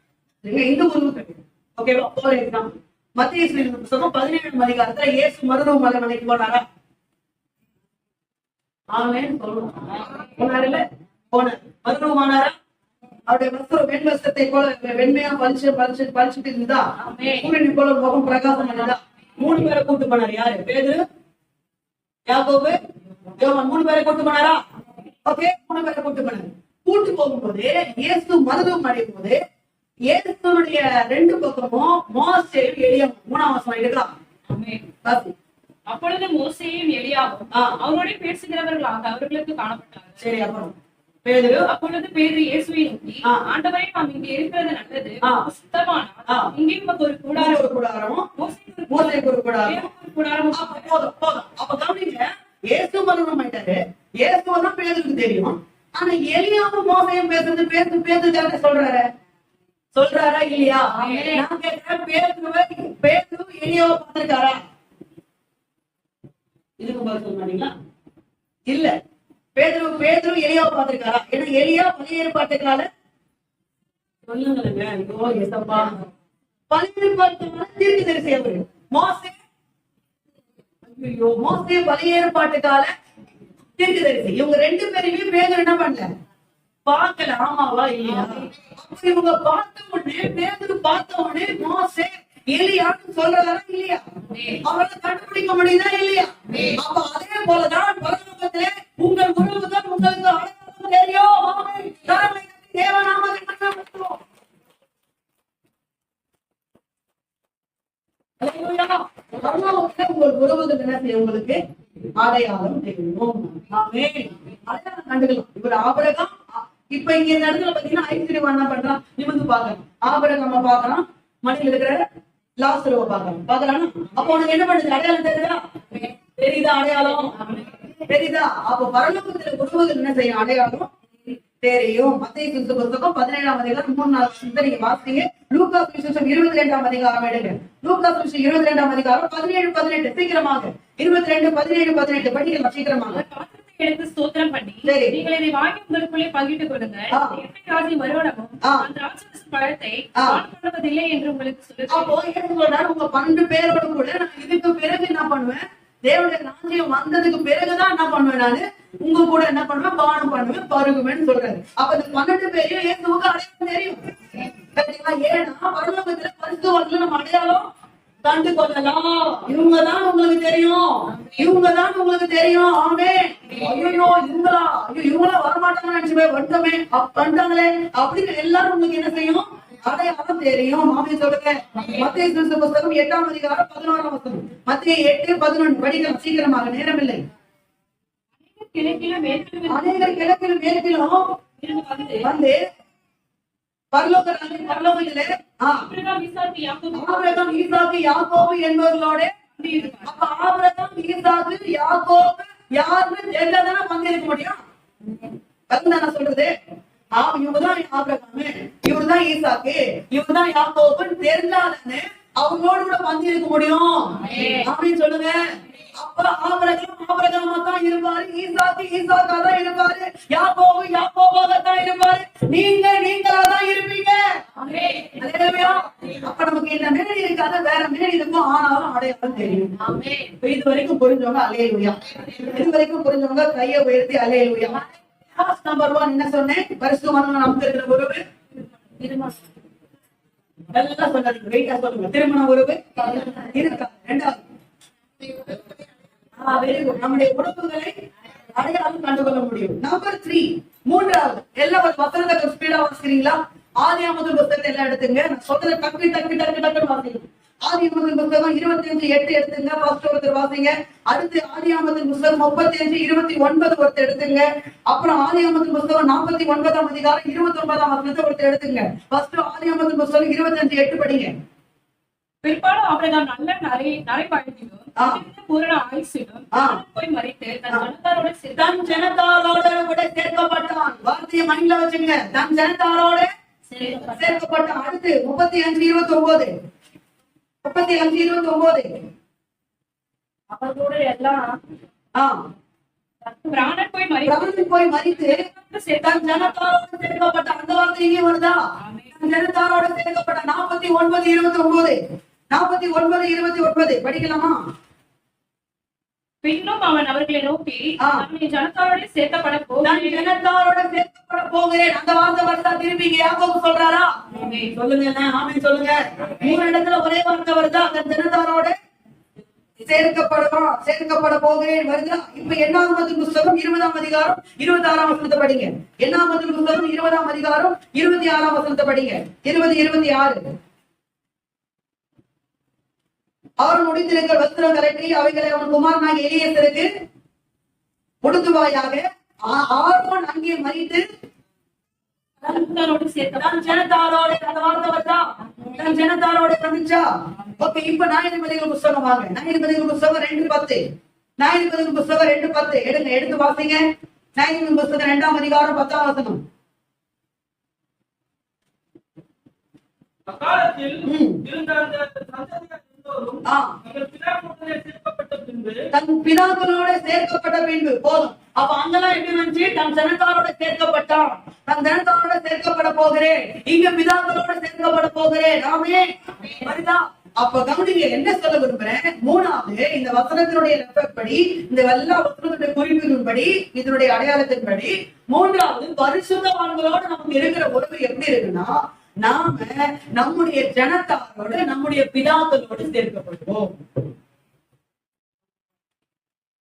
நம்முடைய ஜனத்தாரோடு நம்முடைய பிதாக்களோடு சேர்க்கப்படுவோம். பரலோகத்துல எவ்வளவு பேர் இருப்பாங்க கணக்கு பண்ண முடியுமா? வேறு வேறு பாஷைக்காரர்கள், வேறு வேறு கோத்திரத்தை சேர்ந்தவர்கள் இருப்பாங்களா? நிறைய பற்பல பாஷைகளை எல்லாம் நிறைய பாஷைகளை பேசினவங்க எல்லாருமே அங்க என்ன பண்ணுவாங்க? நம்ம ஆண்டவர் போயிட்டு எங்கன்னா விட மாட்டாரு. நம்மளுடைய இனத்துல, நம்மளுடைய ஜனத்துல, நம்முடைய பிதாக்களோடு தெரியும். அதுதான் இந்த வார்த்தைக்கு ஆனா இருக்கும். புரியுதுங்களா சொல்றது? இப்ப நம்ம இங்க என்ன பாக்குறோம்? தமிழ் பேர் நம்ம இந்திய தேசத்துல என்ன பண்றோம்? நம்மள கொண்டு போய் ஜப்பான்ல இருக்கிறவங்க என்ன பண்ண முடியாது. நம்ம அவங்க அடையாளம் நமக்கு என்ன பண்ணது? அடையாளம் தெரியணும்ல. அவங்க அடையாளம் என்ன பண்ண தெரியாது. இப்ப நம்மளோட நமக்கு ஈசாக்கு அப்புறம் எல்லாருமே என்ன பண்றாங்க? ஜனத்தாரோடு பிதாக்களோடு. புரியுதுங்களா? அப்ப நம்ம எங்க போய் சேர்க்கப்படணும்னா, நம்ம பிதாக்களோடு நமக்கு உறவு இருக்கு. நம்ம பிதாக்களோடு நம்முடைய ஜனதாரோடு நம்ம சேர்க்கப்படுவோம். ஆமென் சொல்லுங்க. அல்லேலூயா. அதனாலதான் கவனிங்க, இந்த பூமியில சில பேர் மரிக்கும் போது அவங்க சொல்லுவாங்க, நான் மரிச்சிட்டேன்னா என்ன போய் என்ன பண்ணுங்க, எங்க அம்மாவை வச்ச இடத்துல பக்கத்துல வைங்க. சொல்றாங்களா? ஒருவேளை அவங்க வீட்டுல யாராவது மறித்திருந்தாங்கன்னா, அவங்கள அடக்கம் பண்ணிருந்தாங்கன்னா, அந்த இடத்துல போய் நம்ம பக்கத்திலேயே வைங்க. நான் என் பிள்ளையோட இருக்கிறேன், எங்க அம்மாவோட இருக்கிறேன், எங்க அப்பாவோட இருக்கிறேன் அப்படின்னு சொல்றாங்களா? அவங்க சொல்லி அந்த ஆசையை நிறைவேற்றதுக்காகவே லாங்கா இருந்தாலும் கொண்டு போய் என்ன பண்றாங்க?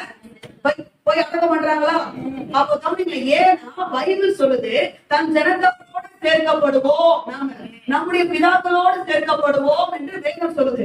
ஆகவே பரலோகத்துல பரிசுத்தவான்களோடு நமக்கு இருக்கிற உறவு நம்முடைய ஜனதாவோடு நம்முடைய பிதாக்களோடு நம்ம சேர்க்கப்பட போகிறோம்.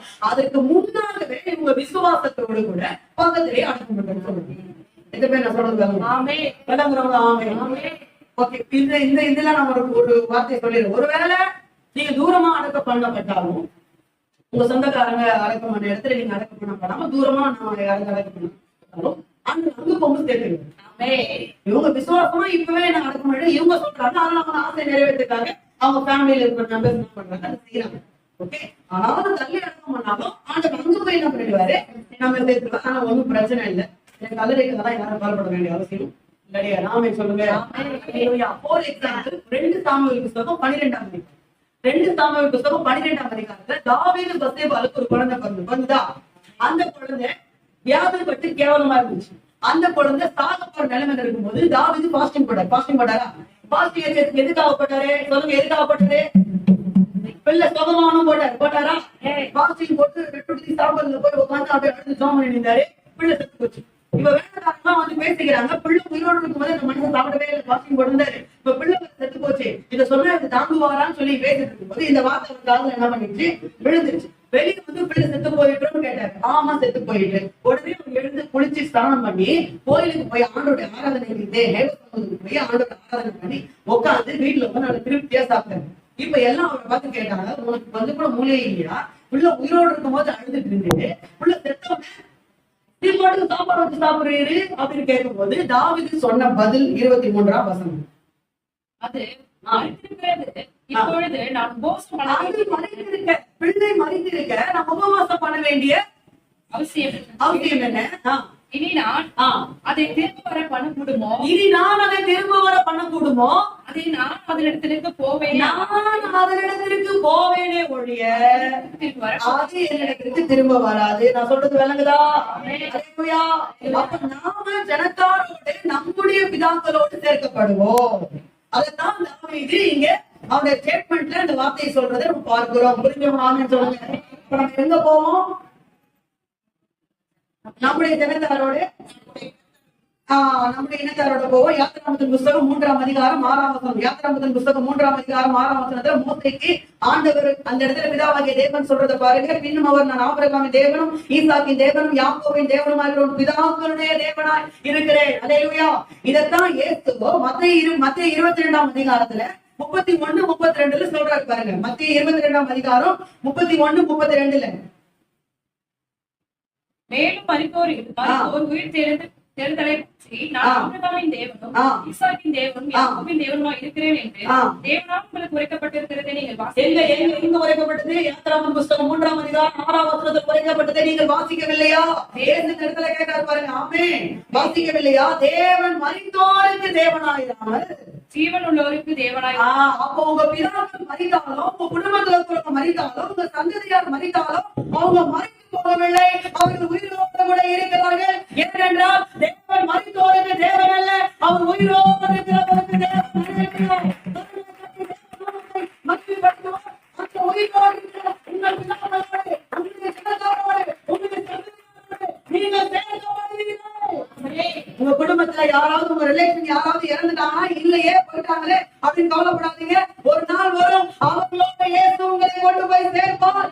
அப்பொழுது அந்த திருமுகத்தை பார்த்து நாம் சந்தோஷப்பட போகிறோம். ஆமென். ஹல்லேலூயா. ஹல்லேலூயா. நம்முடைய ஆண்டவர் மரித்தவருக்கு தேவன் அல்ல, உயிரோடு இருக்கிறவருக்கு தேவன். புரிஞ்சவங்க? ஆமென். சத்தமா கரங்களை உயர்த்தி அல்லேலூயா. வெளிப்படுத்தின விசேஷம் புஸ்தகம் 7ஆம் அதிகாரம் 4, 9ஆம் வசனத்தை நீங்க எழுதிங்க. வீட்டுல போய் படிங்க, நேரம் இல்லை. நம்பர் 4 வெளிப்படுத்தின விசேஷம் 21ஆம் அதிகாரம் 1 முதல் 4 வரை. வெளிப்படுத்தின 4வது நேரம் அல்லேலூயா. வெளிப்படுத்தின விசேஷம் 21ஆம் அதிகாரம் 1 முதல் 4 இந்த வசனத்தை எழுதிக்க, படிங்க, கவனிங்க. 4வது பரிசுத்தவான்களோட நமக்கு இதுல உறவு எப்படி இருக்கும்? அங்கே சகோதர சகோதரிகளாய் நம்ம இருக்கும். திருமண உறவு இருக்காது, இந்த உறவு இருக்கும். எத்தனை பேர் சந்தோஷம்? அதனால இப்ப பெண்கள் ஐக்கியத்துக்கு வாங்க, புருஷர் ஐக்கியத்துக்கு வாங்க, வாலிப ஐக்கியத்துக்கு வாங்க. இங்க வந்து நீங்க சகோதர சகோதரி ஐக்கியமானா அங்க போய் என்ன ஐக்கியமா இருக்க முடியும். அங்க ஒரு உறவு என்ன உறவு இருக்கும்? சகோதர சகோதரிகள் என்ற உறவு இருக்கும். ஆமென் சொல்லுவோம்.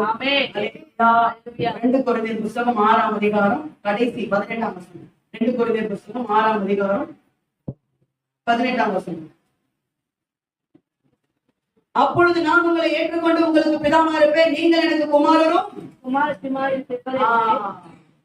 அல்லேலூயா. அப்ப யாரு? அவர் நமக்கு பிதா, நம்ம எல்லாரும் அவருடைய குமாரரும் குமாரத்திலும். அவர் நமக்கு அப்பா, நம்ம எல்லாம் அவருடைய பிள்ளைகள். நமக்கு ஒரு உறவு என்னது? சகோதரர். அப்ப அந்த உறவு மாதிரி நமக்கு அங்க என்ன பண்ணும்? இருக்கும். ஆமென் சொல்லுங்க. புஸ்தகம் 4ஆம் அதிகாரம் 13ஆம் வசனம். அன்றையும் சகோதரரே, பவுல் 2ஆம் வருகை குறித்து பேசும்போது அன்றையும் சகோதரரே என்று ஆரம்பிக்கிற 13ஆம் வசனத்துல 18ஆம் வசனத்துல இந்த வார்த்தைகளான ஒருவர் தேற்றுங்கள் என்று சொல்றார். புரிஞ்சவங்க? ஆமென். அல்லேலூயா. அப்ப இந்த ஒர்க் தான் நமக்கு என்ன பண்ணும்? இருக்கும். 4 காரியம் சொல்லுங்க பார்க்கலாம். பரிசுத்தவான்களுக்கு நமக்கு இருக்கிற உறவு பரலோகத்தில் எப்படி இருக்கும்? திருமண உறவு இருக்கு. இந்த பக்கம் நம்முடைய உறவுகளை அடையாளம் கண்டு கொள்ளலாம். இந்த பக்கம் 3வது நம்முடைய பிதாக்களோடு, நம்முடைய ஜனத்தாரோடு சேர்க்கப்படுவோம். இந்த பக்கம் 4வது சகோதர சகோதரர்கள் என்ற உறவு இருக்கும். புரிஞ்சவங்களாமே? புரிஞ்சவங்க? அல்லேலூயா. அடுத்து ஒரே ஒரு காரியத்தை மட்டும் சொல்லி கொடுத்துறேன். வெளிப்படுத்தின விசேஷம் 7:14. வெளிப்படுத்தின விசேஷம் 7:14. அதுல என்ன போட்டிருக்கு? ரொம்ப சின்ன வசனம் தான். 7:14.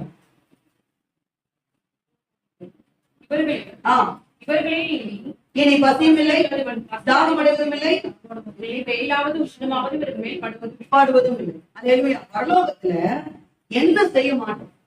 3வது பரலோகத்துல என்ன செய்ய மாட்டோம்? ஸ்பீடா எழுதிங்க இந்த வசனத்தின்படி. நீங்க பாவம் பண்ண மாட்டோம்,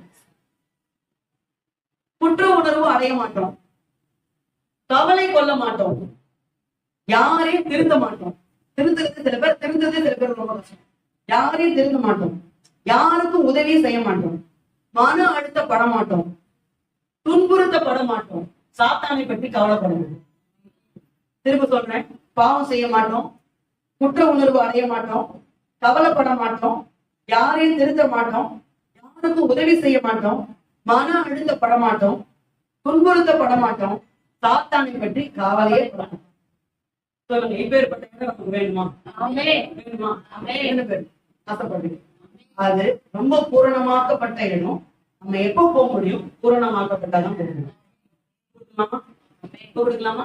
கர்த்தருக்கு சித்தமான அடுத்த மாதம் அல்லேலூயா. பரலோகத்துல நம்ம என்ன செய்ய போறோம்? ரொம்ப அழகா இருக்கு, நம்ம தியானிக்கணும். அல்லேலூயா. கொடுக்கலாமா? இந்த பூரணமாக்கப்பட்ட இடத்துல நாம போனோம். அங்க நம்ம இடத்துல பேசினாரா? பேசினாரா? கொடுக்கலாமா? எல்லாரும் தேவ சமூகத்துல இறங்கி இயேசுவின் குடும்பம்